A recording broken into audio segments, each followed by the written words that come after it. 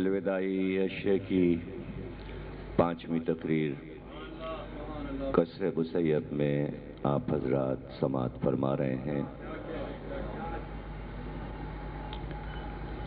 پوری دنیا کے ملکوں میں امام حسین علیہ السلام کی عزاداری کب سے اور کس طرح منائی جاتی ہے، اس موضوع پر ہم مسلسل گفتگو کر رہے ہیں۔ کل کی تقریر میں میں نے ذکر کیا کہ جرمنی میں کتاب لکھی گئی، دنیا کے 23 دانشوروں کی نظر میں حضرت امام جعفر صادق صلوات اللہ،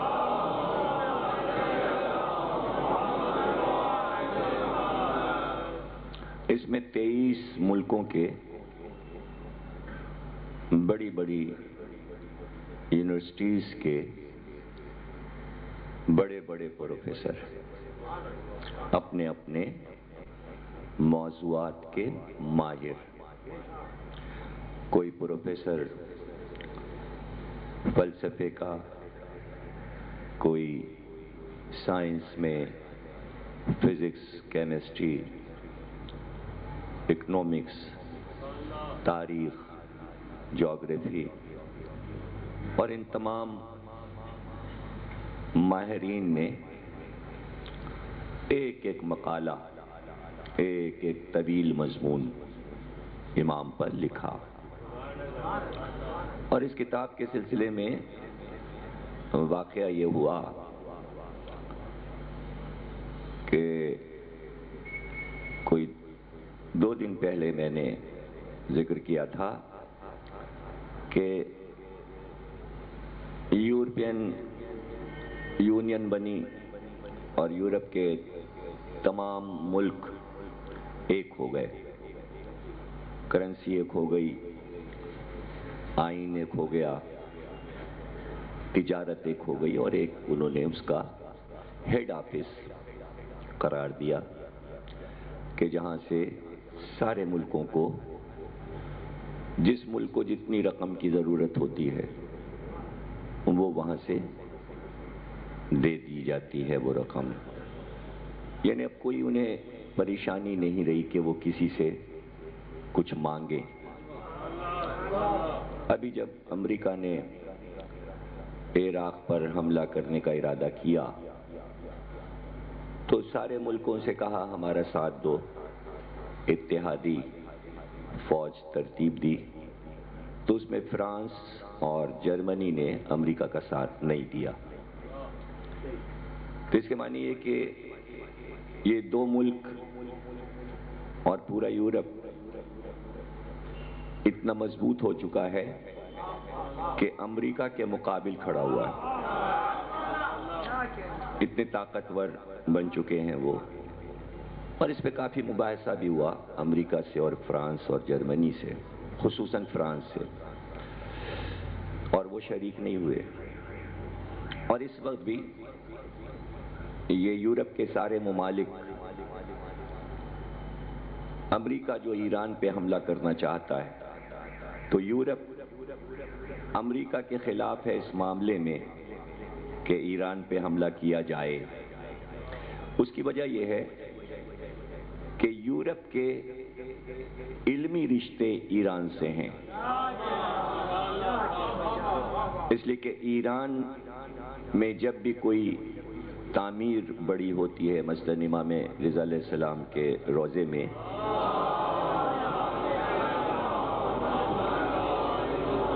انڈر گراؤنڈ جو راستے بنائے گئے وہ سب جرمنی کے انجینئرز اور جاپان کے انجینئرز نے بنائے، اور پھر یونیورسٹیز کے لحاظ سے چونکہ تمام یورپ کے ملکوں میں فارسی زبان کے الگ الگ شعبے ہیں، اور بہت ایران سے ادبی اور ثقافتی رشتے ہیں. مثلا ابھی جب میں فرینکفرٹ گیا تو گوئٹے کا گھر جب دیکھنے گیا تو پتہ چلا کہ گوئٹے نے فارسی زبان پر بھی بڑی ریسرچ کی تھی اور اسے ایران کا حافظ شیرازی شاعر بہت پسند تھا. تو اس کا ایک جو خاص کمرہ ہے اس میں حافظ شیرازی کے دیوان کی تصاویر لگی ہوئی ہیں, اس کے کلام کے عکس دیواروں پہ لگے ہوئے ہیں.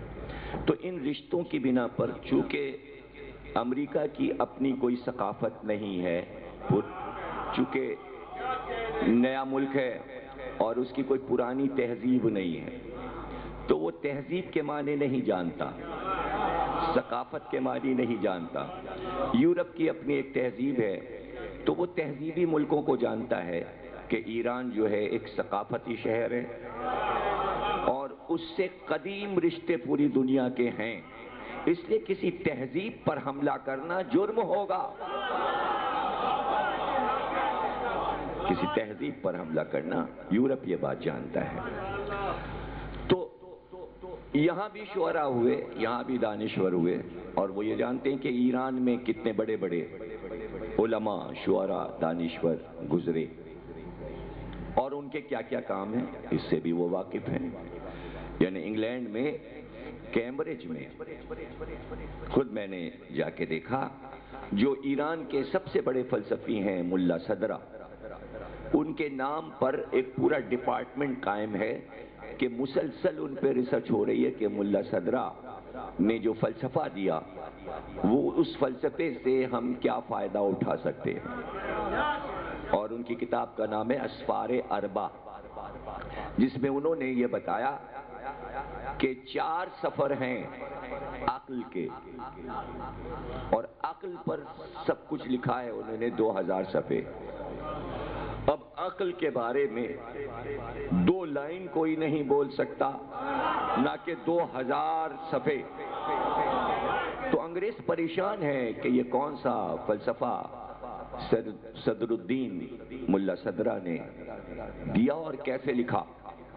تو اس پر پورا ڈپارٹمنٹ ہے, جو بھی ریسرچ کرنا چاہے کیمبرج میں.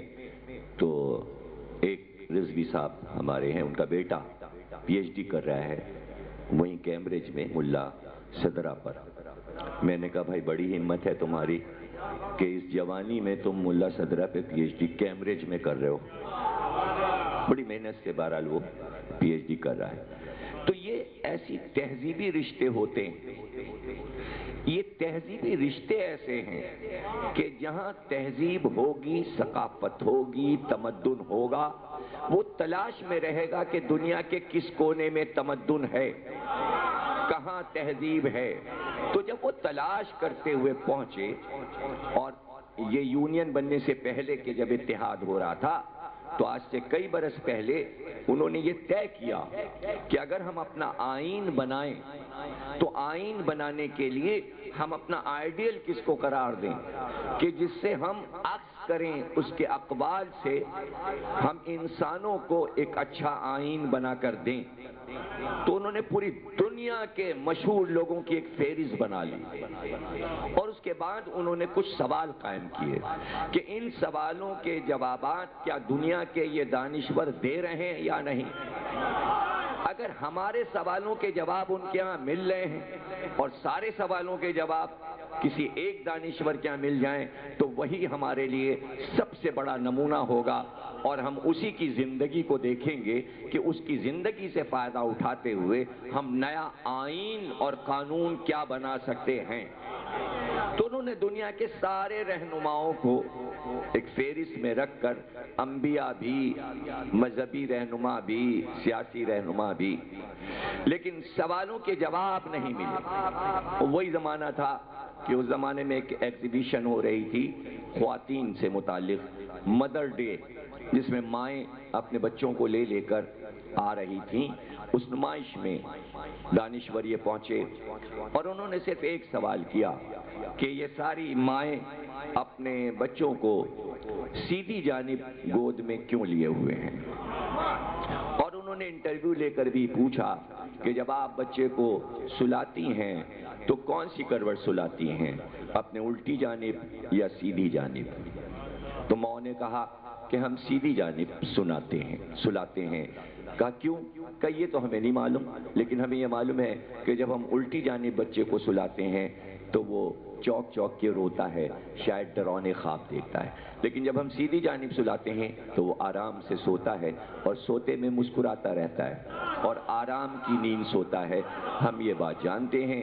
جب وہ انٹرویو لے چکے تو اس کے بعد انہوں نے اس کے اوپر ریسرچ شروع کی، اور ریسرچ کرنے کے بعد انہوں نے ماں کے دل کی دھڑکن کو ٹیپ کیا اور ٹیپ کر کے بچے کو سلایا اور ٹیپ کو آن کیا تو بچہ سوتا رہا. جیسے ہی انہوں نے ٹیپ کو بند کیا بچہ چوک کے رونے لگا. تو وہ اس منزل تک پہنچ گئے کہ چونکہ ماں کا دل سیدھی جانب ہوتا ہے تو بچہ سوتے میں ماں کے دل کی دھڑکن سے سہارا لے کر آرام سے سو رہا ہوتا ہے کہ کوئی میرا سرپرست میرے قریب موجود ہے. ماں کے دل کی دھڑکن بچے کے لیے سہارا بن جاتی ہے، وہ ڈراؤنے خواب نہیں دیکھتا. یہاں سے وہ چلے اور انہوں نے دیکھنا شروع کیا کہ کیا اس کے بارے میں مہاتما بدھ نے کچھ کہا، کرشن نے کہا، رام نے کہا، یا حضرت موسیٰ نے کہا ہو، یا حضرت عیسیٰ نے کہا ہو، یا زرتشت نے کہا ہو، یا کسی خلیفہ نے کہا ہو، یا کسی ولی نے کہا ہو. تلاش کرتے کرتے وہ اس منزل پر پہنچے کہ امام صادق فرماتے ہیں ماؤں کو چاہیے اپنے بچوں کو سیدھی جانب سلائیں تاکہ دل کی دھڑکن بچہ سنتا رہے، تاکہ وہ ڈر کے خواب میں چونکے نہ. اسی دن یہ فیصلہ ہو گیا کہ ہم امام صادق کی زندگی کو سمجھیں گے، ان کے اقوال کو دیکھیں گے، اور ہم سب مل کر 23 ملک مل کر ان پر کتاب لکھیں گے. اور یہ 23 ملک جس میں Bulgaria, Romania, Hungary, Australia, England, Germany, France, Switzerland, Holland, ان سارے ملکوں کے پروفیسران نے جرمنی میں جمع ہو کر کتاب لکھنا شروع کی. اور یہ طے ہوا کہ ایک ایک پروفیسر امام کی زندگی کا ایک ایک گوشہ لے لے. کسی نے کہا ہم بچپن پہ ان کے لکھیں گے، کسی نے کہا ہم ان کی جوانی میں ریسرچ کریں گے، کسی نے کہا ہم ان کا بڑھاپا دیکھیں گے، کسی نے کہا ہم ان کی حدیثوں کو جمع کریں گے، کسی نے کہا ہم ان کی فقہ کو جمع کریں گے، کسی نے کہا کہ انہوں نے ثقافت اور تہذیب کے لیے کیا کہا، ہم تمدن کے بارے میں لکھیں گے. ہم یہ دیکھیں گے انہوں نے فزکس، کیمسٹری، باٹنی، زیالوجی کے بارے میں کیا کہا، سائنس کے بارے میں کیا کہا، ہم اس پر لکھیں گے. کسی نے کہا کہ ہم یہ دیکھیں گے کہ امام نے انقلاب کے بارے میں کیا کہا، امام نے فلکیات کے بارے میں کیا کہا، آفتاب و مہتاب اور ستارے اور دنیا کے بارے میں کیا کہا، ارضیات کے بارے میں کیا کہا، زمین کے اندر کیا ہے، پھولوں کے بارے میں کیا کہا، جانوروں کے بارے میں کیا کہا. انہوں نے عناصر اربع، آگ، ہوا، مٹی اور پانی کے بارے میں کیا کہا، انسان کے جسم کے بارے میں کیا کہا، ظاہری جسم کے بارے میں کیا کہا، اندرونی جسم کے بارے میں کیا کہا. اس طرح 23 نے ایک ایک موضوع بانٹ کر لکھنا شروع کیا. اور اس نے یہ کہا کہ ہم حق ادا کر دیں گے، کوئی چیز چھوڑیں گے نہیں جو نہ لکھیں. وہ عربی زبان کے بھی ماہر تھے، وہ فارسی زبان کے بھی ماہر تھے، وہ انگریزی زبان کے بھی ماہر تھے. ان کے لیے یہ آسانی تھی کہ عربی کتابیں بھی پڑھیں، فارسی کتابیں بھی پڑھیں، انگریزی کتابیں بھی پڑھیں، جرمن کتابیں بھی پڑھیں، فرینچ کتابیں بھی پڑھیں، اور تمام دنیا سے میٹر کھینچ کر لا کر ایک میز پر جمع کر کے کہا یہ امام صادق کے بارے میں میٹر ہے، اب ہم لکھنا شروع کرتے ہیں.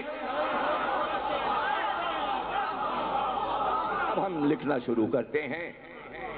حد یہ ہے کہ انہوں نے جب مکان بتایا تو یہ ریسرچ بھی کر لی کہ مکان کتنا بڑا تھا، اس مکان میں کمرے کتنے تھے، صدر دروازہ مشرق کی طرف تھا کہ مغرب کی طرف تھا، دہلیز کہاں سے شروع ہو کے کہاں ختم ہو جاتی تھی، باہر بیٹھنے کا کمرہ کیسا تھا، باہر کا وہ حصہ کھلا ہوا کہ جو میدان تھا جس میں کہ مدرسہ لگتا تھا وہ کتنا عظیم تھا، اس میں کتنے طالب علم آ سکتے تھے، مسجد نبوی کی طرف دروازہ کس طرح کھلتا تھا، پورے مکان کا نقشہ بنا کے دکھا دیا۔ دیکھیے ایسے کرتے ہیں ریسرچ، اس طرح کرتے ہیں ریسرچ۔ اور جب بچپن لکھا، بچپن بتایا تو کہا ابھی تو 5-6 برس کے ہیں، تو پہلے وہ پوری دنیا کی ریسرچ کرتے ہیں کہ 5, 6, 7, 8 برس کا بچہ جو ہوتا ہے اس کے عادات و اطوار کیا ہوتے ہیں، اس کی فطرت میں کیا ہے۔ تو کھیل تو اس کی فطرت میں ہے کہ وہ کھیل کی طرف مائل ہو جائے۔ تو کیا امام جو ایک قوم کا امام ہے اور وہ امام کا بیٹا ہے تو اس کے بچپن میں کیا یہ سب کچھ مل رہا ہے؟ کیا وہ بھی کھیلتا ہے؟ اب ریسرچ کر رہے نا، آپ کو بتا رہا ہوں ریسرچ ہوتی کیسے ہے۔ اور وہ اس منزل تک پہنچی کہ بھائی کھیل فطرت میں ہے۔ ظاہر ہے 5-7 برس کی عمر میں بیٹھ کر وہ بڑے بڑے لیکچر نہیں دے گا، بڑی بڑی کتابیں نہیں لکھے گا، ہے وہ امام کا بیٹا، حالانکہ یہ سارے کام کر سکتا ہے، لیکن دنیا کے تصور میں نہیں آئے گا کہ کسی امام نے 5 برس میں 1 لاکھ صفحے کی کتاب لکھی، ممبر پہ کوئی خطبہ دے دیا۔ بچہ بچہ ہے تو اس کو بچپن کے آئینے میں دیکھا جائے گا، لیکن یہ دیکھا جائے گا کہ عام دنیا کے بچوں کا بچپن اور اس گھرانے کا بچپن کیا ایک طرح کا ہوتا ہے؟ اسی لیے آپ جب دیکھتے ہیں تو علی کا بچپن دنیا کے بچوں سے الگ نظر آتا ہے، حسن اور حسین کا بچپن بالکل الگ نظر آتا ہے۔ تو اسی طرح ہر امام کا بچپن دنیا کے بچوں جیسا بچپن نہیں ہوگا۔ تو وہ کہتا ہے ہاں کھیلتے تھے، وہ کھیل تھا ان کا، لیکن ہم ان کے کھیل لکھ رہے ہیں چونکہ وہ بچپن لکھ رہا ہے۔ تو بچپن میں علم تو دکھا نہیں سکتا کہ علمی کارنامے دکھائے، وہ تو جوانی میں شروع ہوں گے، لیکن وہ یہ بتانا چاہ رہا ہے کہ جو اتنا بڑا آدمی جوانی میں آ کے کائنات کو علم دے دے، اس کے بچپن کی بنیاد میں کہیں علم تو ہوگا۔ دیکھیں حضرت علی اکبر نے امام حسین سے جب اجازت مانگی تھی تو کہا تھا کہ بابا ہم بچپن میں کھیلے بھی تو تلواروں سے کھیلے، تو شجاع بچپن میں بھی تلواروں سے کھیلتا ہے، تو جو عالم ہوگا وہ علم سے کھیلے گا، اس کا کھیل بھی علم ہوگا۔ حضرت ابو حنیفہ کہتے ہیں میں ایک بار امام صادق کے پاس بیٹھا تھا، ان کا 5 سال کا بچہ موسی کاظم کھیلتا ہوا آ گیا، لیکن ایک بکری کے بچے کا کان پکڑ کے کھینچ کے لا رہا تھا، اور جیسے ہی ہم لوگوں کے قریب سے گزرا تو ہم یہ سمجھے کہ کیا امام کے بچے بھی بکری کے بچے کے ساتھ کھیلتے ہیں، لیکن ہم نے یہ دیکھا کہ وہ قرآن کی ایک آیت پڑھ کر بکری کے بچے سے کہہ رہے تھے اپنے رب کا سجدہ کر، اپنے رب کا سجدہ کر۔ یہ تو امام ابو حنیفہ کی گواہی ہے۔ تو امام کا کھیل جو ہے بظاہر وہ کھیل لگ رہا ہے لیکن وہ علم سے بھرپور ہے۔ تو وہ کہتا ہے کہ وہ صبح صبح جو مدینے کے بچے تھے جو ان کے ہم عمر تھے وہ اپنے وقت سے باہر کے دروازے کے پاس جو میدان تھا اس میں پہنچ جاتے تھے امام کے ساتھ کھیلنے کے لیے کہ اب امام برآمد ہوں گے، اور وہ انتظار میں با ادب وہ بچے بیٹھ جاتے تھے، نہ شور کرتے تھے نہ ادھم کرتے تھے، اور ایسے انتظار کرتے تھے جیسے کوئی بہت بڑا عالم برآمد ہونے والا ہے، کوئی بزرگ آنے والا ہے۔ یعنی ان بچوں نے یہ ادب سیکھ لیا تھا کہ جس گھرانے کا یہ بچہ ہے اس کے انتظار میں احتراماً یہاں پر بیٹھ جانا چاہیے، اور کچھ دیر کے بعد وہ گھر سے برآمد ہوتے تو ان کے ہاتھ میں ایک چادر ہوتی اور وہ لے کر آ جاتے، بچے ادب سے کھڑے ہو جاتے، اور اس کے بعد امام ان بچوں کو مخاطب کر کے، اب یہ 7 برس کی عمر ہے، بچوں کو مخاطب کر کے کہتے کہ تم لوگ سب اپنے وقت سے آ گئے، یعنی کوئی لیٹ نہیں آیا، دیر میں نہیں آیا.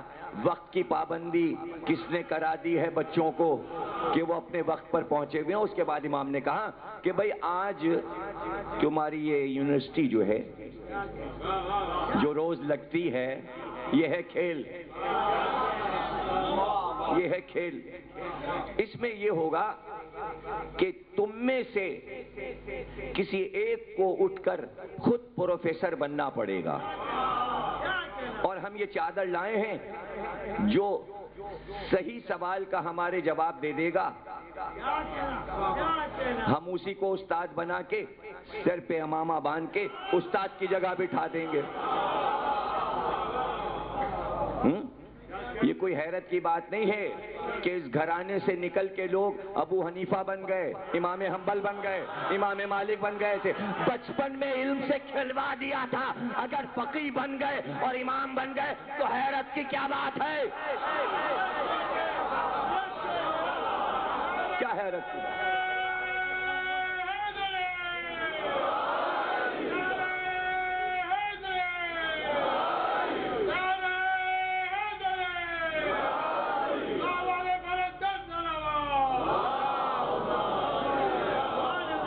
کہا بتاؤ وہ کون سا پھل ہے جس کا رنگ زرد ہے، مزہ اس کا کھٹاس لیے ہوئے ہے. جو اس سوال کا جواب دے دے گا آج اس کو ہم استاد بنا دیں گے. پھر آج وہ ان بچوں کو پڑھائے اور امام وہیں قریب میں بیٹھ جاتے، اور جو بچہ سوال کا صحیح جواب دے دیتا، کبھی پھلوں کے رنگ پوچھتے، کبھی پھلوں کا مزہ پوچھتے. یعنی بچپن سے جو قریب علم ہے نالج کا، فلسفے میں بات نہیں ہو رہی. یعنی بچہ جہاں تک پہنچ سکتا ہے اس کی عقل کی سطح کے سوال ہیں. تو وہ لکھتا ہے کہ اس طرح بچپن میں درسگاہ قائم کر دی. مدینے کے بچے علم پسند ہو گئے، تبھی تو امام کے بعد اتنے امام نکل آئے. امام صادق سے پہلے امام امت میں کیوں نہیں بنے تھے؟ پہلے کیوں نہیں بنے؟ تو وہ یورپ کے لوگ بتائیں، اور مسلمانوں کے سمجھ میں فقہ جعفری نہیں آتی کہ ٹی وی پہ تذکرہ کریں. ابھی دیکھیے روشنی ٹی وی پر ایک پروگرام سوچ اور سچائی بڑے زوروں پہ آ رہا ہے. ہفتے میں 3 بار آتا ہے، اتوار کو، جمعرات کو، منگل کو ٹھیک 6 بجے، پھر رات کو 2 بجے پھر ریپیٹ ہوتا ہے. دوسرے دن پھر دوپہر کو آتا ہے، 3 بار آتا ہے، صبح 10 بجے دوسرے دن ریپیٹ ہوتا ہے. تو اس میں آپ دیکھ رہے ہوں گے کہ کیسے کیسے موضوعات ہیں. اور اس پروگرام کو دیکھیے اور عالمان لائن کو دیکھیے کہ وہاں کیا پھوڑ پن ہے، یہاں کیا سگڑاپا ہے. مجلس کا اٹھا آدمی جب بیٹھتا ہے تو تعصبی باتیں نہیں کرتا، جہالت کی باتیں نہیں کرتا. ذرا اپنی عقلوں کو استعمال کیجئے کہ ڈاکٹر ماجد رضا آبدی کس طرح صرف سوالوں میں علم دے رہے ہیں کہ سامنے بیٹھے کو بلوا رہے ہیں کہ علم بول بول، وہ شیعہ ہو یا سنی، یعنی مجبور کر دیا. مسئلہ یہ ہے کہ پوچھنے والا عالم ہو تاکہ سوال ایسا کرے کہ پڑھ کے آئے. تو ماجد رضا فون کر کے کہتے ہیں پڑھ کے آئیے گا. وہ اس لیے نہیں کہتا کہ پڑھ کے آئیے گا کہ اس کو کچھ آتا ہی نہیں. اسے علوم کے بارے میں کچھ نہیں معلوم. اور یاد رکھیے گا جو علوم پر عبور نہیں رکھتا وہ اپنی زبان کو تعصبات کی طرف لے جاتا ہے تاکہ ذہنوں کو اس میں الجھا لیا جائے. نبی کا وصی کون ہے؟ نبی کی نماز جنازہ کس نے پڑھائی؟ داماد علی کون ہے؟ جناب سید اور علی کے تعلقات کیسے تھے؟ یہ سوالات اس لیے اٹھائے جاتے ہیں تاکہ قوم بحث کرنے لگے، یہ نہ دیکھے کہ یہ جاہل ہے.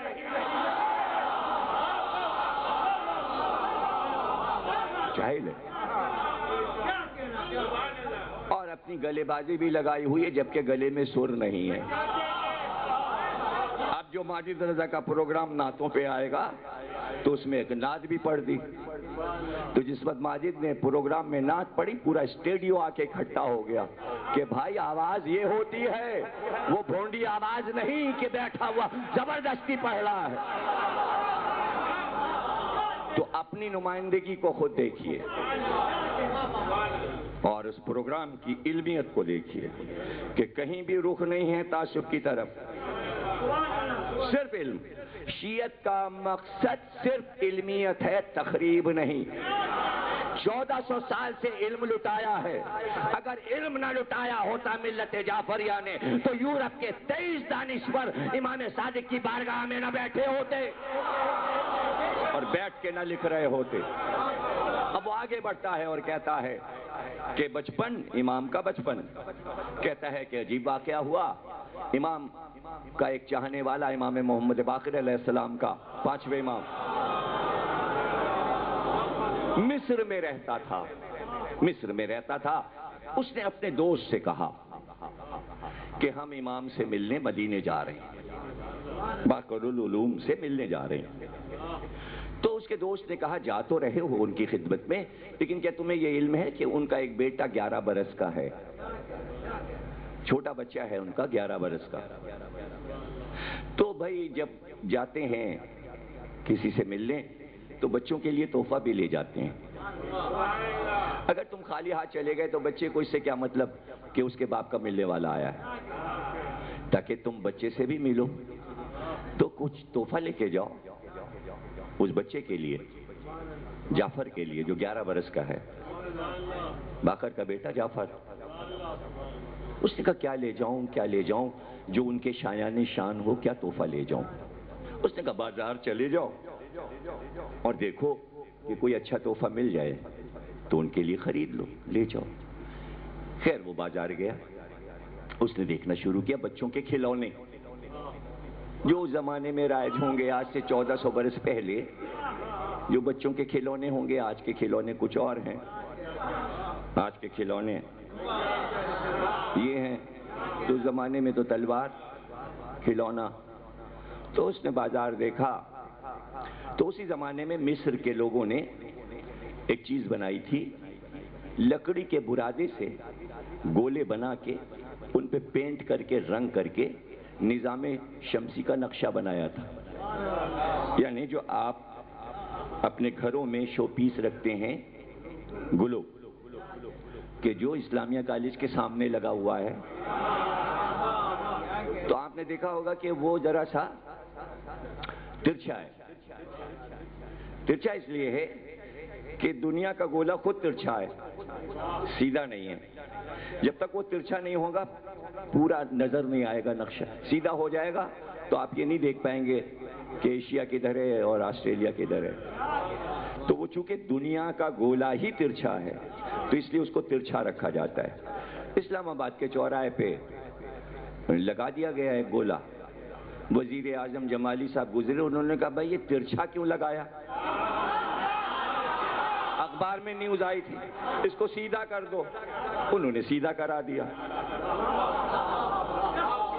سیدھا کر دیا گیا اس لیے کہ وزیر اعظم کہہ رہا ہے۔ تو جسے یہ نہ پتا ہو کہ دنیا جو ہے وہ تھوڑی سی ترچھی ہے، چپٹی ہے، کس رخ کو گھوم رہی ہے، وزارت، تو بھائی اللہ دیکھ کے وزیر بناتا ہے۔ آپ اپنا وزیر یہی چن لیتے ہیں کہ اس کو یہی نہیں پتا کہ اس کی نالج کیا ہے، اس لیے اللہ نے نبی سے کہا وزیر ہمیشہ علی کو ہی رکھنا۔ دیکھیے وزیر کے لیے مشہور ہے کہ وزیر بے وقوف نہ ہو، وزیر کے لیے مشہور ہے کہ دانا ہو۔ یہ مسل چلی آ رہی ہے، وزیر دانا ہوتا ہے، دانا یعنی فارسی میں دانا کہتے ہیں عقل مند کو، اور آپ کے یہاں دانے کو کیا کہتے ہیں اردو کو؟ دانا ڈال دیجئے، انار میں دانا ہے نا۔ تو ایک پہلی بجھاؤں آپ کو جو ڈبل پہلی کہلاتی ہے، بوجھ ایک ہوتی ہے۔ وزیر رکھا کیوں نہ، انار چکھا کیوں نہ، دانا نہ تھا۔ ابھی انار میں دانا نہ تھا، وزیر دانا نہ تھا، تو وزیر جب تک دانا نہ ہو وزیر کو نہیں رکھا جاتا۔ وزیر کا عقل مند ہونا ضروری ہے، اس لیے کہ ملک وزیر چلاتا ہے، بادشاہ نہیں چلاتا۔ اب اس پہ حیرانی نہ ہو کہ کائنات رب العالمین کی علی نے کیوں چلائی، نبی کیوں نہیں چلا، وزیر ہی چلائے گا، بادشاہ بیٹھ کے دیکھ۔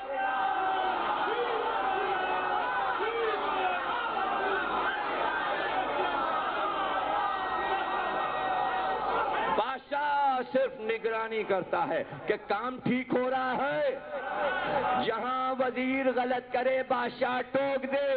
یہ ایسا وزیر اللہ نے بنایا کہ کبھی نبی کو ٹوکنا ہی نہیں۔ قُلْ كَفَى بِاللَّهِ شَهِيدًا بَيْنِي وَبَيْنَكُمْ وَمَنْ عِنْدَهُ عِلْمُ الْكِتَابِ۔ جب تک اس کے پاس علم الکتاب نہ ہو اللہ اسے وزیر نہیں بناتا۔ دانا ہونا ضروری ہے، عقل مند ہونا ضروری ہے۔ تو یہاں پر آپ نے دیکھا کہ عقل مندی بہت ضروری ہے۔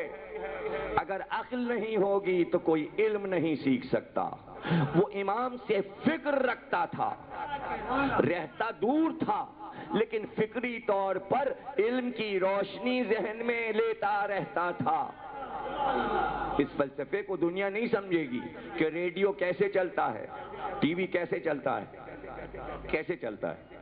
آپ کے ٹی وی سے ایک تار کیا CNN جا رہا ہے، سمندر ہوتا ہوا اور دنیا سے گزرتا ہوا، تو کیسے جا رہا ہے اور کیسے آ رہا ہے؟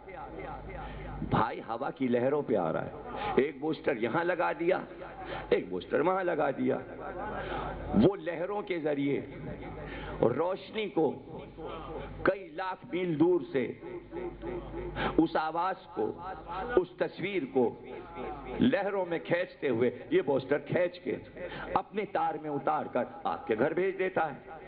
آج تو سمجھ میں بات آ گئی۔ تو سوال یہ ہے کہ ہم اپنے عقل میں، عقل کی روشنی سے کس طرح ائمہ سے، امام زمانہ سے علم لے رہے ہیں۔ ایک بوسٹر سامرے میں لگا ہے، لاکھ گرا دو وہ بوسٹر تمہیں نظر نہیں آئے گا۔ وہ لہروں کے ذریعے ہمارے دماغوں میں عقل، علم، یہاں بیٹھو تو پتہ چلے گا۔ سڑک پہ نہیں کام کرتا ہے کیبل، سڑک پہ کھڑے ہو کے تھوڑی علم ملے گا۔ بوسٹر یہاں لگا ہے، کہاں لگا ہے اب یہ ہم کیا بتائیں، یہ ہم کیا بتائیں کہاں لگا ہے۔ بھائی آپ جو کچھ بھی لگاتے ہو اینٹینا وہ کسی دھات کا ہوتا ہے۔ اب ہم یہ راز کیوں بتا دیں، کیوں راز بتا دیں؟ ادھر سے ایک ہاتھ اٹھا ہوا ہے، ید اللہ فوق ایدیہم، لہریں چلی اور ادھر سے آئیں اور یہ عکس بڑھتا جا رہا ہے، علم آ رہا ہے، اسے کہتے ہیں علم۔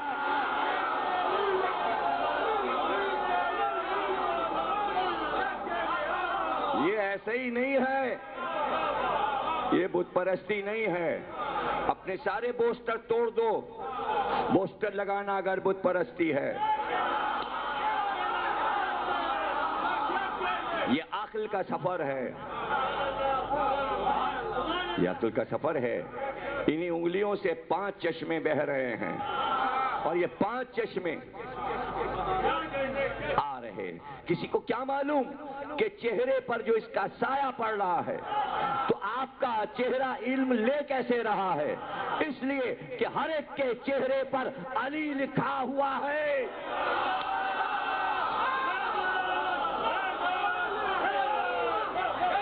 علی لکھا ہوا ہے، اور جب آپ بیٹھتے ہیں تو یہ پورا علی لکھا ہوا ہے۔ یعنی انسان کا چلنا پھرنا، چہرہ، پیشانی، ناک، آنکھیں، ہر جگہ علی لکھا ہے، اور جہاں علی لکھا ہے وہ روشنی لیتا جا رہا ہے شہر علم کے دروازے سے۔ یہ سب حیرانی کی باتیں جب رہیں گی جب اس باؤنڈری سے باہر رہو گے۔ کوئی یہ سوچے کراچی یونیورسٹی کے سامنے سے گزر جائیں گے، ہم بھی پی ایچ ڈی کر لیں گے، ہم بھی بی ایس سی ہو جائیں گے۔ ارے یونیورسٹی میں جاؤ، فارم بھرو، فیس جمع کرو، داخلہ لو، کئی برس پریکٹس کرو، تب ڈگری ملتی ہے۔ یہ یونیورسٹی ہے، فارم بھرو۔ فارم بھرنے کے لیے شرط ہے کہ پہلے لکھنا پڑتا ہے لا الہ الا اللہ محمد رسول اللہ علی ولی اللہ۔ جب فارم بھر جائے تو یونیورسٹی میں داخل ہو جاؤ، داخلہ لے لو۔ ڈر گئے؟ فیس ہے، کتنے ڈالر فیس ہے؟ نہیں، فیس دینی پڑے گی، فیس ہے، لیکن ڈالر پتہ ہے کون سے؟ امریکن نہیں، اللہم صلی علی محمد وآل محمد۔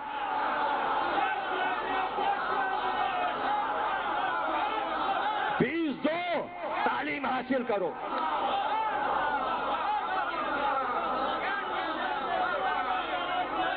یہ ایک درسگاہ ہے، یہ ایک اوپن یونیورسٹی ہے۔ اور اب میرے جملے کی داد دیتے دیتے تھک جاؤ گے۔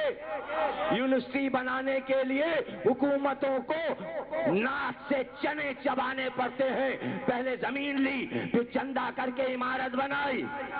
ارے اب 40 برس کے بعد اردو کالج یونیورسٹی بن سکا، وہ بھی مشرف صاحب کی مہربانی سے، ورنہ کالج ہی تھا، زمین پہ قبضے ہو گئے تھے۔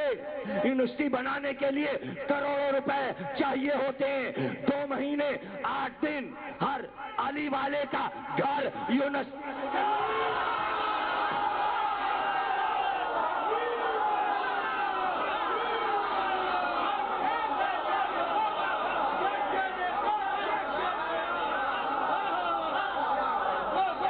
اور سنو گے، مشرف صاحب نے کہا اگر میں مدرسے بند کر دوں تو 10 لاکھ بچے سڑک پہ آ جائیں گے۔ پرسوں جنگ کی ہیڈنگ تھی تو پتہ چلا کہ مدرسے میں بچوں کو وظیفے دیے جاتے ہیں، تب وہ ٹھہرتے ہیں۔ یہ ایسے مدرسے ہیں کہ جہاں وظیفے نہیں پڑھتے مگر لاکھوں طالب علم ہوتے۔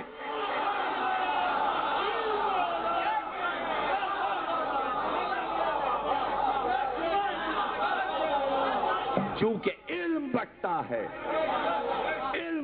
ہے چونکہ، اس لیے دنیا کا کوئی بھی سپر پاور ملک ہو وہ یہ نہیں کہہ سکتا کہ یہ والے مدرسے بند کر دو، اس لیے کہ انہیں پتا ہے کہ کون سی درسگاہ میں علم ہے اور کہاں دہشت ہے۔ یہاں علم ہی علم ہے، یہاں علمی ہی علم ہے، سب کو پتا ہے۔ اس لیے کتاب لکھی امام صادق پر جو مدرسوں کے بانی ہیں۔ مدرسہ بنایا دنیا میں سب سے پہلے امام صادق نے، اور مسجد نبوی نے بنایا، اور ایک وقت میں 7,500 طالب علم داخل ہوئے۔ یہ اسی کتاب سے پڑھ رہا ہوں، شیعہ سنی کی کتاب نہیں ہے، انہی اسکالرز کی کتابوں سے پڑھ۔ 7,500 طالب علم، لیکن 7,500 طالب علم سب کے سب مسلمان نہیں تھے۔ کوئی یونان سے آیا، کوئی مصر سے آیا، کوئی یورپ سے آیا، کوئی ہندوستان سے آیا، کوئی چین سے آیا، کوئی جاپان سے آیا، کوئی برما سے آیا، اور اگر ایک بھی آ گیا تو امام صادق کا علم لے کر جب اپنے ملک میں پہنچا تو آج اس لیے پوری دنیا سائنس سے جگمگا رہی ہے۔ عالم ایک کافی ہوتا ہے ایک ملک کے لیے، اس لیے تمدن پھیلا دیا امام نے، پھیلا دیا نا۔ اس نے کہا بھائی یہ کھلونا اچھا ہے، نظام شمسی، یہ خرید لو، کتنے کا ہے؟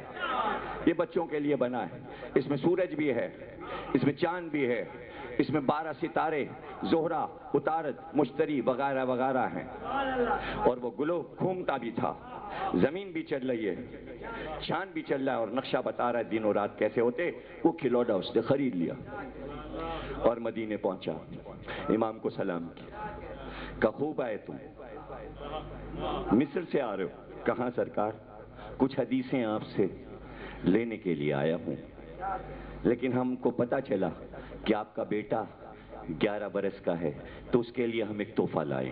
یہ کہہ کر امام کے سامنے پورا وہ لکڑی کے برادے کا نظام شمسی رکھ دیا۔ رنگ اس میں ایسے تھے کہ وہ کھلونا لگ رہا تھا۔ جیسے امام کے سامنے رکھا، امام نے آواز دی، جعفر آؤ، یہ ہمارا دوست آیا ہے، لیکن تحفہ تمہارے لیے لایا ہے،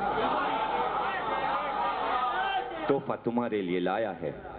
آپ کا چھٹا امام 11 سال کی عمر میں آ کے رکا وہاں پر اور کہا کہ یہ تحفہ میرے لیے ہے، میں نے قبول کیا، لیکن مصر والوں نے بنانے میں غلطی کی اور آ کے قریب کھڑے ہوئے اور اسے گھمانا شروع کیا اور گھما کر بتانا شروع کیا، آفتاب یہاں نہیں ہے، اتنے خطوط پر آفتاب آئے گا، چاند اس فاصلے پر ہوگا اور سورج سے اتارت اتنے فاصلے پر ہے، مشتری کو یہاں نہیں یہاں ہونا چاہیے۔ ارے پورا نظام شمسی کھیل میں بتا دیا، جو کہ کروڑوں روپے کی لیبارٹریز جو ہیں وہ آج بتا رہی ہیں دوربین سے دیکھ کر، امام بچپن میں بتا رہا ہے کہ نظام چل کیسے رہا ہے۔ تو وہ انگریز کہتا ہے یہ تو بچپن کا کھیل تھا، یہ تو ان کا بچپن کا کھیل تھا۔ دیکھا آپ نے بچپن کیسے لکھا اس نے، جوانی لکھیں گے تو کیا قیامت ہوگی، اور جب بڑھاپا لکھیں گے تو کیا قیامت ہوگی۔ اور انقلاب فرانس کا موازنہ کیا، اس لیے کہ دنیا میں سب سے زیادہ مشہور وہ انقلاب ہے اسی کتاب میں، اور جرمنی کے بعد سب سے پہلے ایران نے، آپ کو پتا ہے 2047 مرتبہ ایران میں اس کے ایڈیشن چھپ چکے، مغز جہان شیعہ، تہران سے، قم سے، مغز جہان شیعہ۔ میرے پاس کتاب ہے ایران کی چھپی فارسی میں، اسی کتاب کا ترجمہ، مغز جہان شیعہ یعنی کائنات شیعت کا دماغ جعفر صادق۔ نہیں، آپ نے نام پہ غور نہیں کیا کہ ان دانشوروں نے یہ نام کیوں رکھا۔ یہیں کی مجلس میں 3-4 سال پہلے پڑھ چکا ہوں، اور پچھلے سال بھی پڑھا کہ قرآن کافی نہیں، تو اس میں نے یہ بات کہی تھی کہ بہت سی چیزیں قرآن میں نہیں ہیں، اور یہ بھی پڑھا تھا میں نے کہ قرآن میں آنکھ ہے، قرآن میں ناک ہے، قرآن میں کان ہے، قرآن میں گردن ہے، قرآن میں دہن ہے، قرآن میں دانت ہیں، قرآن میں ہاتھ ہیں، قرآن میں پیر ہیں، قرآن میں پنڈلیاں ہیں، قرآن میں پنجے ہیں، لیکن پورے قرآن میں دماغ نہیں ہے۔ کیا اللہ نے جان کر دماغ کا ذکر قرآن میں نہیں کیا؟ اس لیے نہیں کیا کہ نبی کی حدیث مکمل ہو جائے کہ یہ کتاب ہے اور اس کتاب کا دماغ آل محمد ہے۔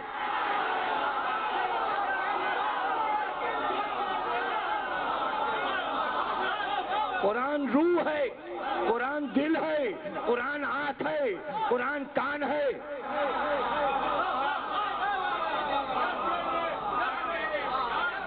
سب کچھ ہے، لیکن سمجھو کہ کیا ہے۔ یہ ہے کتاب یہ ہے، لیکن قرآن کا نور محمد ہے، قرآن کا دل فاطمہ ہے، قرآن کا دماغ علی ہے، قرآن کی آنکھیں حسن اور حسین ہیں۔ ہلکے مت پڑھو، ابھی ذہن میں آیا۔ قرآن کی عبادت سید سجاد ہے، قرآن کا علم محمد باقر ہے، قرآن کی صداقت جعفر صادق ہے، قرآن کا صبر موسی کاظم ہے، قرآن کی مرضی علی رضا ہے، قرآن کا تقوی محمد تقی ہے، قرآن کی نفاست علی نقی ہے، قرآن کی ہیبت حسن عسکری ہے، قرآن کی ہدایت امام مہدی۔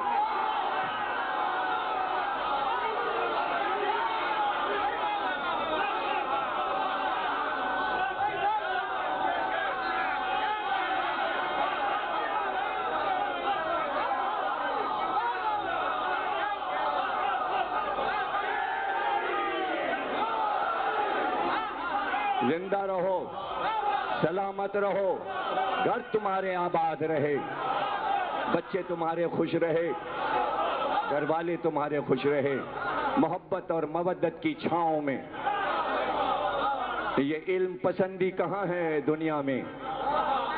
جو علم پسند ہے ہم اس کی برائی نہیں کریں گے، جو جاہل ہے اسے چھوڑیں گے نہیں. جاہل ہے اسے چھوڑیں گے نہیں، اس لیے کہ وہ جہالت میں معرفت آل محمد سے دور چلا جاتا ہے. ہم اسے لانا چاہتے ہیں. کچھ سیکھ لے، کچھ سمجھ لے، مت جہالت کے کنویں میں غرق ہو. کہاں صحراؤں میں بھٹک رہا ہے، ریگزار جہالت کی اڑ اڑ کے تیری آنکھوں میں آ رہی ہے. قرآن کی آنکھیں تجھے بچائیں گی. کچھ سیکھنا ہے تو قرآن کا دماغ تجھے سمجھائے گا. نماز پڑھنی ہے تو قرآن کی عبادت بتائے گی کہ عبادت ہوتی کیسے ہے. قرآن کا علم تجھے سمجھائے گا، امام باقر سمجھائیں گے. سچ کیسے بولا جاتا ہے، جعفر صادق بتائیں گے. صبر کیسے کیا جاتا ہے، موسی کاظم بتائیں گے. اللہ کی رضا پہ چلا کیسے جاتا ہے، علی رضا بتائیں گے. متقی بنا کیسے جاتا ہے، تقی بتائیں گے. نفاست کیسے اپنی شخصیت میں پیدا کی جاتی ہے، علی نقی بتائیں گے. اپنی ہیبت کفر اور شرک پر بٹھائی کیسے جاتی ہے، حسن عسکری بتائیں گے. دنیا کی تبلیغ اور ہدایت کیسے کی جاتی ہے، لوٹے اور بستر سے نہیں، امام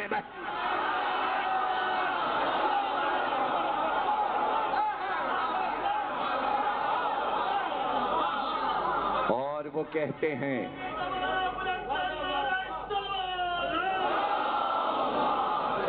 بھائی اب مجھے معلوم ہے کہ بھئی آج میری مجلس نہ پہلے تھی نہ بعد میں، تو میں تو تھکوں گا نہیں.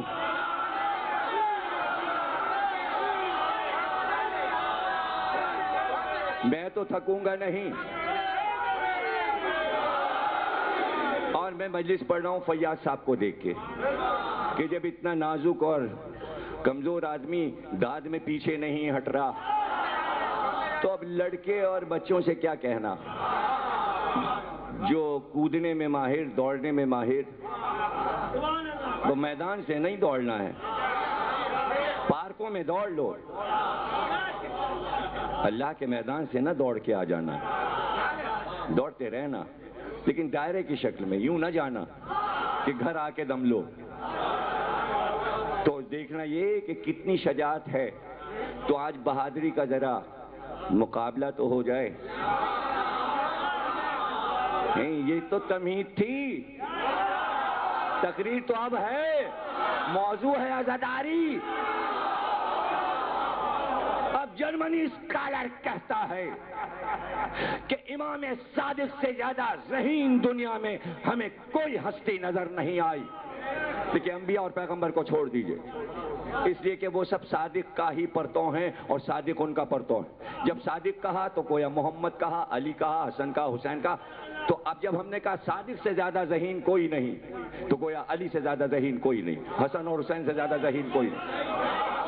یعنی ایک گھر کا فرد اپنے سارے بزرگوں کی عبادت اور علم کو بتا رہا ہوتا ہے. اولاد ہو تو ایسی جو بزرگوں کا نام ہمیشہ روشن رکھے. تو امام صادق نے اپنے بزرگوں کے علم کو کائنات میں اجاگر کر دیا، بلند کر دیا کہ پہچانو جب آج 148 برس کے بعد، نبی کے 148 برس کے بعد میں ہوں، تو پھر نبی کا علم کہ جو شہر علم تھا، میں تو چھٹا دروازہ ہوں. وہی ایک دروازہ، اس صدی کا چھٹا دروازہ، اور علم بٹ رہا ہے. شہر بھرا ہوا ہے، جو لینا ہو لے لو. ہم تو جب جانتے کہ امام جعفر صادق کے بعد جتنے بھی بنے وہ شہر میں سے جا کے علم لاتے تو فقیہ بنتے. لیکن امام ابو حنیفہ ہوں یا امام مالک یا امام شافعی یا امام حنبل، آنا اسی علم کے دروازے پر پڑا. اب قول امام ابو حنیفہ سن لو اور ایک قول حضرت عمر کا سن لو. حضرت علی نے فرمایا یا علی اگر آپ نہ ہوتے تو میں ہلاک ہو جاتا. امام ابو حنیفہ نے کہا اگر میں چند برس جعفر صادق سے فقہ نہ سیکھتا تو میں ہلاک ہو جاتا.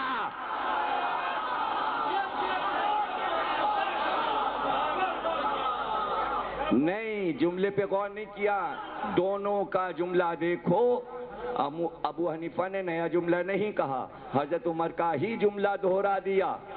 دیکھنے کی بات یہ ہے کہ سرکار نے، خلیفہ دویم نے مسلمانوں کو بتایا کیا؟ ایک سبق دیا کہ جو علم سے دور ہو جائے وہ ہلاک ہو جاتا ہے۔ یا علم ہے یا ہلاکت ہے۔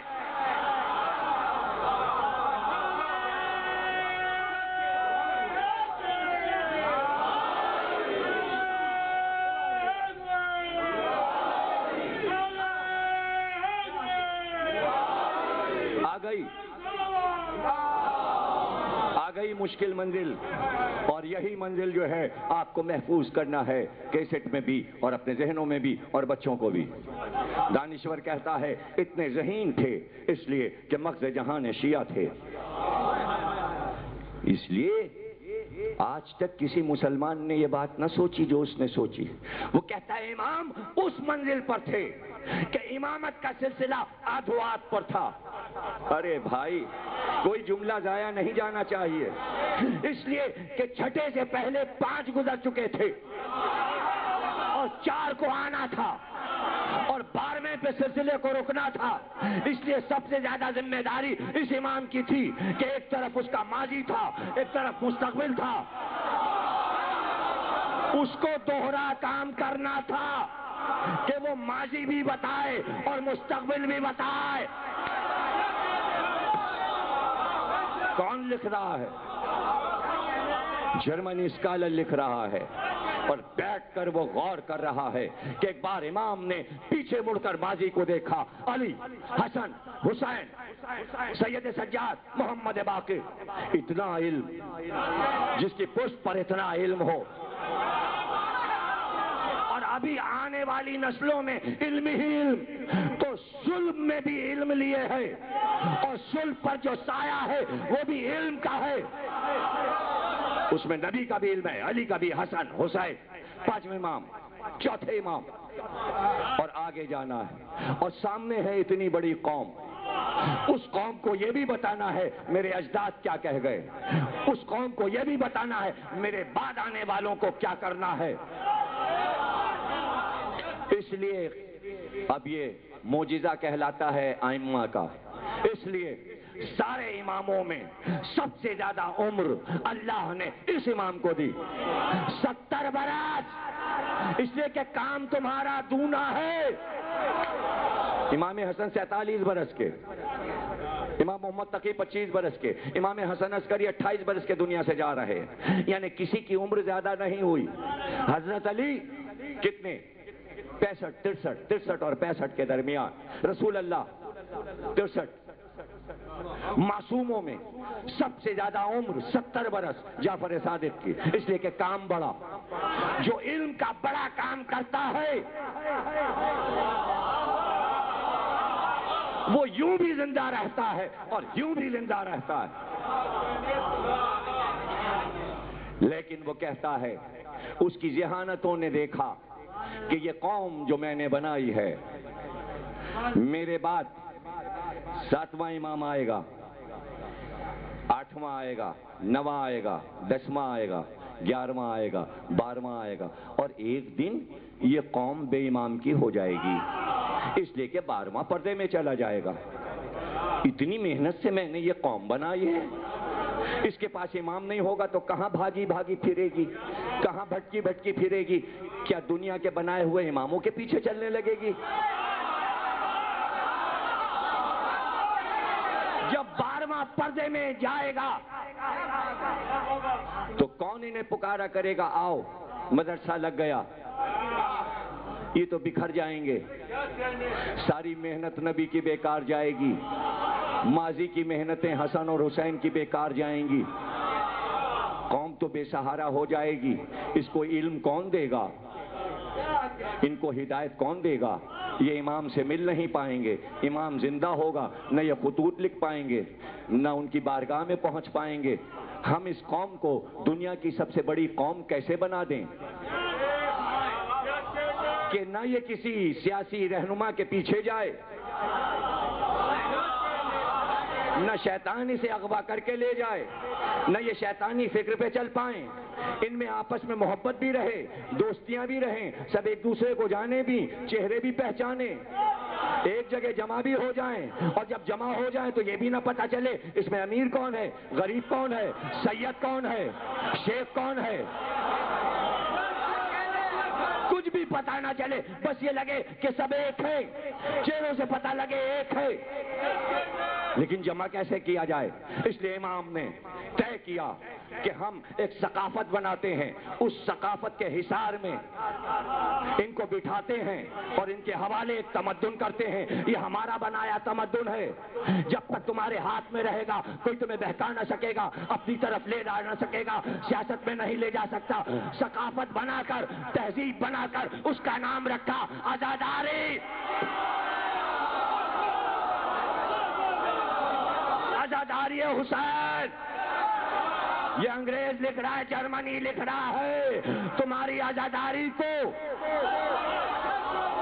کہ امام صادق نے ایک تہذیب بنا کر دی اور کہا اب تمہیں پوری دنیا میں بکھر جانا، جس بھی بر اعظم میں چلے جاؤ، صحرا میں چلے جاؤ، سمندروں میں چلے جاؤ، فضا میں چلے جاؤ، جو ملک پسند آئے وہاں رہنا، لیکن تہذیب ساتھ رکھنا۔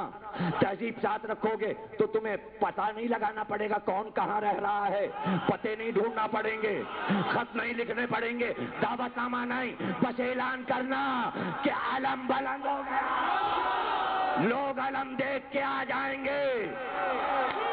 جیسے ہی علم بلند ہوگا عباس کا گھروں سے لوگ نکل پڑیں گے، علم کے پیچھے پیچھے، علم تمہارا رہنما۔ اب جلوس نکال لینا، تمہارے جلوس کا کوئی مقابلہ نہیں کر سکتا، آگے علم چلے گا، پیچھے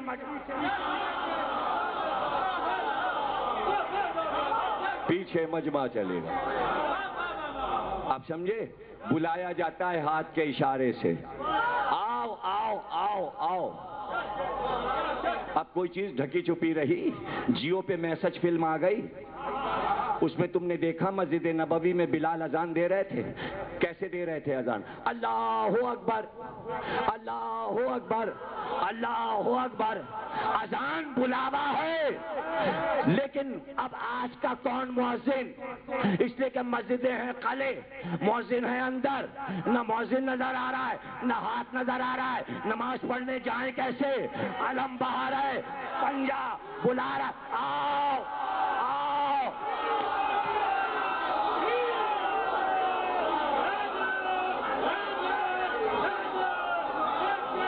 یہ ہے پنجے کا فلسفہ، ادھر پنجہ ہلا،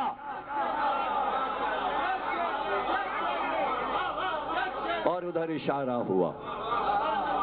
یہ بلاوا ہے، یہ مجلس کا بلاوا ہے، پرچم بلند ہے۔ مسجد کے باہر سے مؤذن نہیں نظر آتا، حالانکہ گلدستے اونچے بنائے گئے تھے تاکہ اس پہ چڑھ کے اذان دے، تاکہ دور سے دکھائی دے۔ لیکن جب مسجدوں پہ پہرے ہو گئے، مسجد کے دروازوں پہ پولیس والے ہوں تو نیچی دیواریں کیسے ہوں؟ یہی عباس کے علم کا کمال ہے۔ کسی امام باڑے کے پاس سے گزر جاؤ،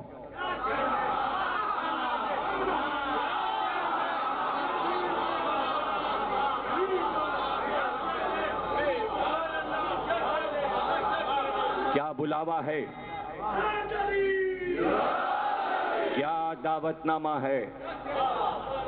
بس اعلان ہوگا مجلس حسین ہے، لوگ آ جائیں گے۔ گھر گھر تہذیب بنا کر دے دی۔ وہ کہتا ہے ایسی ثقافت دی ہے اپنی قوم کو کہ یہ قوم وہ ثقافت چھوڑ نہیں سکتی۔ وہ کہتا ہے راز ہے ان کے اجتماع کا جو امام صادق ان کو دے گئے ذکر حسین کے نام سے۔ اب حسد ہوا ہے ذکر سے کہ اگر یہ بند کر دیں تو ان کا اجتماع ختم ہو جائے۔ ارے تمہیں پتہ ہی نہیں، یہ لاکھوں سے بھی ہوتی ہے مجلس اور دو میں بھی ہوتی ہے، یہ دو میں بھی ہوتی ہے۔ اور دو اس لیے لازمی ہے کہ ایک پڑھنے والا ہو، ایک سننے والا ہو۔ اور جب عزاداری کا آغاز ہوا تو پڑھنے والا ایک ہی تھا، اس لیے کہ وہ ایک ہے، وہ دو ہو ہی نہیں سکتا۔ پہلی مجلس اللہ نے پڑھی، اس لیے 999 ناموں میں اس نے اپنا ایک نام ذاکر بھی رکھا۔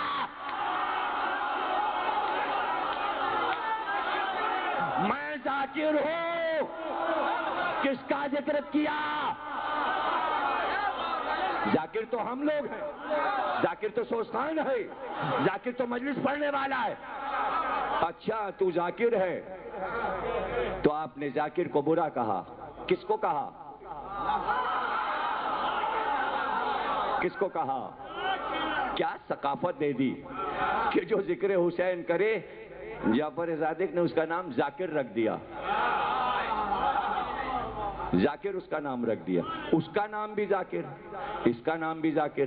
اور کوئی اعتراض کرتا ہے امام پہ کہ اللہ کا نام آپ نے مجلس پڑھنے والے کو دے دیا ذاکر کا، تو اس سے پہلے اس کا نام عالم، ارے اس سے پہلے نام بڑھ چکے، اب کیا اعتراض؟ وکیل وہ کالا کوٹ وکیل،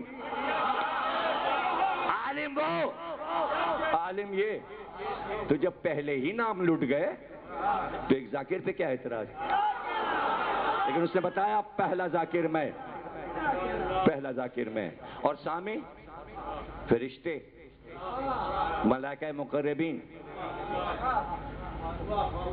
ارواح، اجنہ، زمینیں، پہاڑ، پانی، سمندر، سب پہ ذکر حسین پیش کر دیا اس نے۔ سن لو، سمجھ لینا، کائنات کی ہر شے ذکر حسین سے واقف ہے۔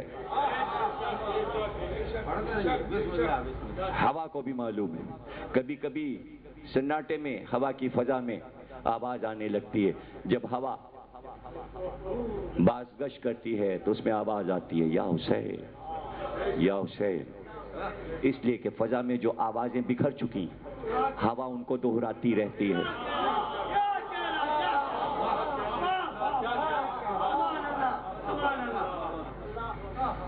راتوں کو دھڑکتا ہے یوں دل زار اثر، جیسے کہیں دور سینہ زنی ہوتی ہے۔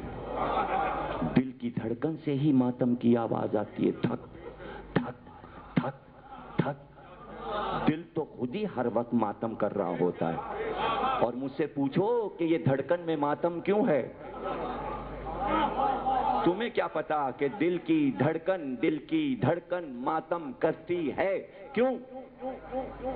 اس لیے کہ دل ہر وقت لہو میں نہا رہا ہوتا ہے۔ دل صرف ہاتھ کا ماتم نہیں کرتا، خونی ماتم کرتا ہے۔ دل چیر کے تو دیکھو، جس کا بائی پاس ہوتا ہے تو دھاریں الٹنے لگتی ہیں، آج تک دل خون اگل رہا ہے۔ یہ دل کیوں خون اگل رہا ہے؟ اس لیے کہ قرآن کا دل فاطمہ ہے، یہ دل نہیں رو رہا ہر ایک کا، یہ حسین کی ماں ہے جو آنسو بہا رہی ہے، اس لیے کہ دل کو تشبیہ ہو گئی۔ محبت کا منبع دل ہے، ہم دل سے آپ کو چاہتے ہیں، آپ ہمارے دل میں ہیں۔ دل مرکز ہے محبت کا، دل نہ بگڑنے پائے، دل کو سنبھال کے رکھو، مملکت شاہی میں انقلاب آ جاتا ہے۔ دل بگڑتا اس لیے ہے کہ فکر بدلتی ہے، اس لیے ذہن کو صحیح رکھو، آزاد رکھو۔ آج کی تقریر ختم ہوئی، چونکہ فرمائش ہے اس لیے فرمائش میں اپنے بھائی سلمان کی فرمائش کہ کبھی آپ نے حضرت عباس کے بیٹے کے مصائب پڑھے تھے، تو ان کی فرمائش پہ آج مجھے یاد آیا کہ کبھی رمضان میں نے کسی مجلس میں پڑھے تھے تو ذکر تھا عباس کے علم کا، عباس کے علم کا ذکر تھا۔ بعد کربلا کے واقعے کے بہت دن کے بعد عباس کا بیٹا جب اہل حرم کی واپسی ہوئی تو 5 برس کا تھا، لیکن اب وہ بیٹا جوان ہو گیا جس کا نام عبداللہ بھی ہے تاریخ میں اور فضل بھی ہے، جس کی وجہ سے آپ کو ابو الفضل عباس کہا جاتا ہے، یعنی فضل کے باپ جوان ہو گئے۔ اور ظاہر ہے کہ قمر بنی ہاشم تھے عباس، تو بیٹے کے حسن کا کیا عالم ہوگا؟ راوی کہتا ہے کہ ہم سب اصحاب امام زین العابدین کی خدمت میں بیٹھے ہوئے تھے کہ اس مسترہ کا پردہ ہٹا اور گھر کے اندر سے ایک جوان 18-19 برس کا، چاند جیسا چہرہ اور سیاہ کپڑوں میں تو ایسا لگتا تھا کہ جیسے بادلوں میں چاند ہو، پیشانی اس کی روشن، سجدے کا نشان۔ جیسے ہی وہ برآمد ہوا، امام اٹھے، اس کی تعظیم کے لیے گلے سے لگایا، پیشانی کو چوما اور جہاں بیٹھے تھے وہاں اپنے پاس بٹھا لیا۔ اس نے کچھ باتیں کی، امام نے اس کی باتوں کا جواب دیا، سلام کر کے اٹھا اور پھر واپس چلا گیا۔ جب وہ واپس گیا تو اصحاب نے کہا، مولا آپ تو امام ہیں، آپ کو تو کسی کم عمر اور کم سن کی تعظیم کے لیے نہیں اٹھنا چاہیے، آپ پر واجب نہیں ہے، لیکن آپ اس کم سن جوان کی آمد پر تعظیماً کھڑے ہو گئے۔ کہا، رے تمہیں معلوم نہیں، یہ میرے چچا عباس کا بیٹا تھا، یہ میرے چچا عباس کا بیٹا فضل تھا، فضل ابن عباس تھا۔ کہ تو اس کی تعظیم کے لیے آپ اٹھے؟ کہاں؟ اس لیے اٹھے کہ کربلا میں میرے چچا نے اہل بیت پر، آل محمد پر، حسین اور حسین کی اولاد کے لیے جو قربانی دی ہے، اس کا بدلہ احسان کا ہم قیامت تک نہیں اتار سکتے۔ اصحاب نے کہا، کچھ بیان کیجئے۔ کہا، سنو سنو، جب بچوں کے لاشیں آنے لگے تو عباس نے اپنے تینوں بھائیوں کو آواز دی، جعفر، عبداللہ، عمران، ادھر آؤ۔ تینوں برابر کے جوان تھے، یہ ام البنین کے چاند تھے۔ کہا، سنو، ماں نے چلتے وقت یہ وصیت کی تھی کہ اپنی جان کو حسین سے عزیز نہ کرنا، کیا اچھا ہوتا کہ تم تینوں کے لاشیں میں اٹھاتا۔ کہا، بھائی ہم تو یہ چاہتے تھے کہ ہم میدان جنگ میں جا کر اپنے بابا علی کی جنگ دکھائیں اور دنیا دیکھے، لیکن آقا سے اجازت تو دلا دیجیے۔ کہا، اجازت ہم دلائیں گے۔ تینوں بھائیوں کو لے کر آئے اور کہا، آقا ان تینوں کو اجازت دے دیجیے میدان جنگ کی۔ عباس کے تینوں بھائی میدان میں گئے۔ کیا رجز ہے، کیا لڑائی ہے، آپ میری کتاب ام البنین میں اس کو پڑھیں۔ میں نے تینوں بھائیوں کے رجز لکھے ہیں، لڑائی لکھی ہے، اور جو حضرت عباس پہ کتاب آ رہی اس میں اور زیادہ تفصیلات لکھ رہا ہوں، اسے آپ پڑھیں گے کہ کس شجاعت سے تینوں بھائی لڑے، گھوڑے سے گرے، عباس تینوں کے لاشیں اٹھا کے لائے۔ اب فکر میں تھے کہ اب کیا بارگاہ حسینی میں پیش کروں، تو خیمے میں گئے۔ 8 سال کا بیٹا تھا محمد بن عباس، اس کو بلایا اور بلا کر کہا، محمد کس کے بیٹے ہو؟ کہا، میں عباس کا بیٹا ہوں۔ کہا، شیر کے بیٹے ہو؟ کہاں، ہمارے دادا بھی شیر تھے، ہمارا باپ بھی شیر ہے۔ کہا، لڑو گے؟ تلوار چلانا تم نے ہم سے سیکھی ہے، ہمیں اپنی لڑائی دکھاؤ گے؟ ہاں بابا۔ تو پھر محمد تم لڑنا اور عباس دیکھے گا۔ کیسا دولہا بنایا ہے عباس نے، اس لیے کہ دولہا بنتے ہوئے ماں دیکھ رہی تھی، تاکہ ماں کا ارمان نکل جائے کہ کبھی ہم محمد کو دولہا بنائیں گے۔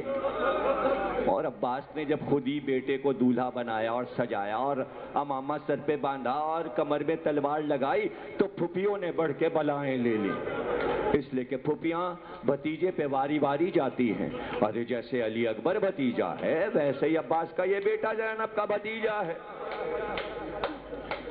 کیسے الوداع کہا پھوپھیوں نے، کیسے ماں نے رخصت کیا، لے کر حسین کے پاس آئے، گھوڑا تیار ہے، سوار کرنا ہے۔ کہا آقا غلام زادہ آیا ہے، اس کو بھی تو اجازت دیجئے۔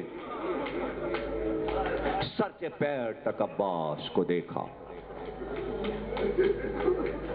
اور ایک جملہ جو پیار تھا عباس سے اور جو محبت حسین کو تھی، جب عباس کو اتنا چاہتے تھے تو عباس کے بچوں کو حسین کتنا چاہتے ہوں گے؟ علی اکبر سے کم تو نہیں چاہتے ہوں گے عباس کے بیٹے کو۔ کہا عباس اتنا چھوٹا بیٹا، اور دیکھ رہے ہو صبح سے تلواریں چل رہی ہیں، تیروں کی بارش ہو رہی ہے، نیزے چل رہے ہیں، اور اس کو تم برستے تیروں میں بھیجو گے، ظالم کے بھالوں کے نیستہ میں بھیجو گے؟ ہاں آقا ہے تو عباس کا بیٹا، مقابلہ کر لے گا تلواروں کا اور نیزوں کا۔ کہا عباس اب کیا کہیں اسے؟ کہا عباس اگر تم نے اسے بھیج دیا اور یہ قتل ہو گیا تو میرے بھائی تمہاری نسل کیسے آگے بڑھے گی؟ سمجھ رہے تھے حسین کہ شاید عباس رک جائیں اور بیٹے کو نہ بھیجیں، بے اختیار کہا کہ آقا چھوٹے بیٹے فضل کو دادی کے پاس چھوڑ آیا ہوں، اللہ چاہے گا تو اس سے نسل چلے گی۔ آج عباس کو نسل کی پرواہ نہیں ہے، اگر 10 بیٹے بھی ہوتے تو آپ پر سے صدقے کر دیتا، ایک ہے جانے دیجئے۔ بہت روگے، اور جس روایت کی فرمائش ہے وہ آخر میں پڑھوں گا، یہ تو تمہید ہے تاکہ تمہارے آنسو نکل جائیں، دل ہلکا ہو جائے، اس لیے کہ وہ روایت ایسی ہے کہ گھر تک روتے جاؤ گے، بیٹھے مجلس کے بعد بھی فرش پہ روتے رہو گے۔ اور کبھی کبھی پڑھتا ہوں، یہ جو پڑھ رہا ہوں یہ بھی کبھی کبھی پڑھتا ہوں، اور اس کے بعد جو پڑھ رہا ہوں وہ بھی سال میں شاید ایک بار، بعض چیزیں میں بہت کم پڑھتا ہوں، اس لیے کہ میرا دل رونے لگتا ہے اور مجھ سے ادائیگی نہیں ہو سکتی، دل چاہتا ہے چیخ چیخ کے روں، لیکن چونکہ پڑھنا ہوتا ہے تو رونے کا موقع نہیں ملتا، بعد میں رو لیتے ہیں سوچ کے۔ صرف تمہارے چہرے دیکھ کے ہمیں رونا آ جاتا ہے، تمہارے آنسوؤں کی بارش ہماری نگاہ میں ہوتی ہے، اس لیے کہ ہر عزادار کو ہم دیکھ رہے ہوتے ہیں کہ کون کیسے رو رہا ہے۔ ہم تمہارے گریہ کے گواہ ہیں، اور قسمیہ ہم کہتے ہیں کہ ایک تو گواہی مانگی نہیں جائے گی گریہ پر، لیکن اگر کہیں پوچھ ہوئی بھی تو ہزاروں کے آنسوؤں کا گواہ تو میں تنہا ہوں۔ تم ہمارے رلوانے کے گواہ، ہم تمہارے رونے کے گواہ، ہزاروں گواہیاں ہیں۔ اللہ اکبر۔ گھوڑے پہ بٹھایا، عباس جیسی تمہاری مرضی، بھیج دو۔ بیٹا بیٹھا، جب گھوڑا چلنے لگا پکار کے کہا عباس کے بیٹے ہو، پشت پہ وار نہ ہونے پائے، علی دشمن کو پیچھے نہیں آنے دیتے تھے، وار کھانا تو سینے پہ کھانا، عباس لڑائی دیکھ رہا۔ سب سے بڑا بہادر اس وقت بیٹے کی لڑائی دیکھے گا۔ جا کے حملہ کیا عباس کے بیٹے نے، اور جنگ کرتے ہوئے نہ نیزوں کی پرواہ نہ تلواروں کی پرواہ، رجس پڑھتے جاتے تھے، آواز دیتے تھے جانتے ہو کون ہوں میں؟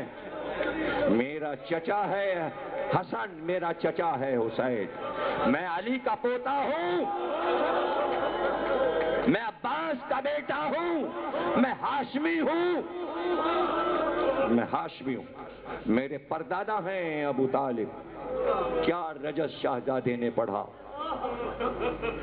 اور پرواہ نہیں کی، لشکر میں دھستے چلے گئے، آگے بڑھتے گئے، پیچھے ہٹنا تو ان کی خو نہیں، ان کی عادت ہی نہیں ہے، اور پیچھے مڑ کے نہیں دیکھا کہ چاروں طرف سے نیزے والے گھیر رہے ہیں، سامنے بھی بھالے والے، اور پھر وہ منزل آئی کہ جہاں نیزے والوں نے دائرہ بنا کر عباس کے بیٹے پہ حملہ کیا۔ ایک نیزہ ہوتا تو میرا شہزادہ سہ لیتا، جب کئی سو نیزے چلے تو بچہ گھوڑے پہ ڈگمگایا، آواز دی بابا بیٹے کا آخری سلام لیجئے۔ بیٹا آپ کو آخری سلام کر رہا ہے۔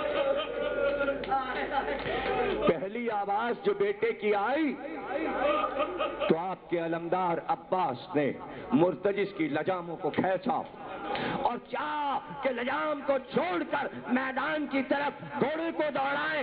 ابھی عباس کا گھوڑا چند قدم بڑھا تھا کہ عباس نے سامنے دیکھا کہ حسین کا گھوڑا عباس کے سامنے آ کر رکا۔ عباس نے آقا کا چہرہ دیکھا، حسین نے عباس کے سینے پہ ہاتھ رکھا اور فوراً پوچھا، عباس کہاں جا رہے ہو؟ کہا آقا بیٹا گھوڑے سے گر گیا، لاشا اٹھانے جا رہا ہوں۔ کہا عباس تم کو پتا نہیں نانا کی شریعت میں باپ جوان بیٹے کا لاشا نہیں اٹھاتا، تیرے بیٹے کا لاشا میں اٹھاؤں گا۔ عباس ہٹ جاؤ۔ 57 برس کا بوڑھا گھوڑے کو دوڑا کر عباس کے بیٹے کے قریب پہنچا، جھک کر عباس کے بیٹے کا لاشا اٹھا کر گھوڑے پر رکھا، تیز آئے کہ